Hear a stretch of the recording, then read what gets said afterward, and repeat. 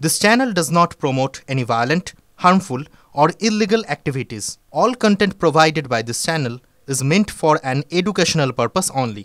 School service পরীক্ষায় সেরা সাফল্য মানে oxygen books SSC gateway series. মমতাকে না সরালে কোন শিক্ষিত বেকার যুবক যুবতী তার কোনো মুক্তি নেই।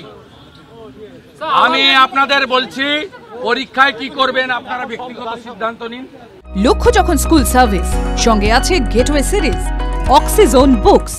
আমি স্বীকার করি 16 সালে পরীক্ষা দেওয়া লোক কখনো 25 সালে এখনকার যারা কম্পিটিশনে নামবে তাদের সঙ্গে পেরে উঠবে না। আমরাও পড়াশোনা করে মাস্টার্স করেছি, আমরাও জানি 10 বছর গ্যাপে আপনাকে কখনো সম্ভব নয় যে ওদের সঙ্গে সমান তালে করা। মমতা প্রশ্ন বিক্রি করবে।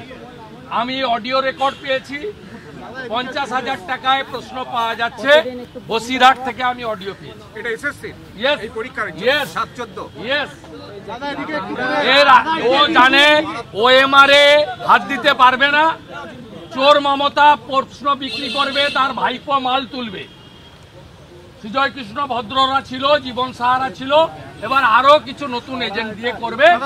এই পাপ মমতা মুক্তি বাংলা চাই, নইলে কোন বেকার যুবক যুবতী, কোন যোগ্য শিক্ষক শিক্ষাকর্মী, কোন সরকারি কর্মচারী শিক্ষক, কোন বাংলার রাষ্ট্রবাদী জনগণের নিস্তার নেই। মুখ্যমন্ত্রী বলেছে আমি যতক্ষণ আছি বাংলার কারো চাকরি যাবে না।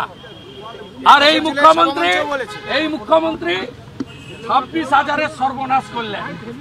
1806-কে অফিসিয়ালি ডিক্লেয়ার করলেন। ভারতবর্ষে স্বাধীনতার পরে ইনি দুটো রেকর্ড করেছেন। কোর্টে 5 লক্ষ টাকা ফাইন জমা দিয়েছেন, কোর্ট অবমাননার দায়। আর দ্বিতীয় 1806 ত্রুটিযুক্ত তালিকা প্রকাশ করে চাকরি চুরি স্বীকার করেছেন, যেটা ওম প্রকাশ চৌতালাও স্বীকার করেনি, ত্রিপুরার মানিক সরকারও স্বীকার করেনি, চোর মমতা স্বীকার। এর কথা বিশ্বাস করবেন না।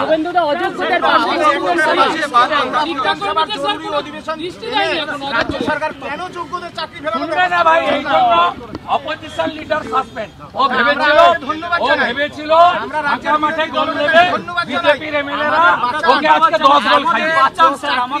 আমি আছি ভাই,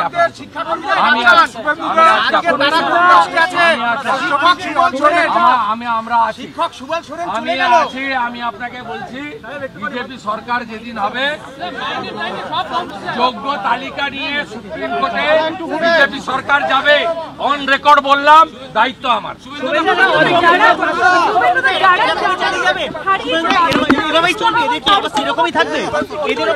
মমতা দায়ী, চাকরি চোর মমতা।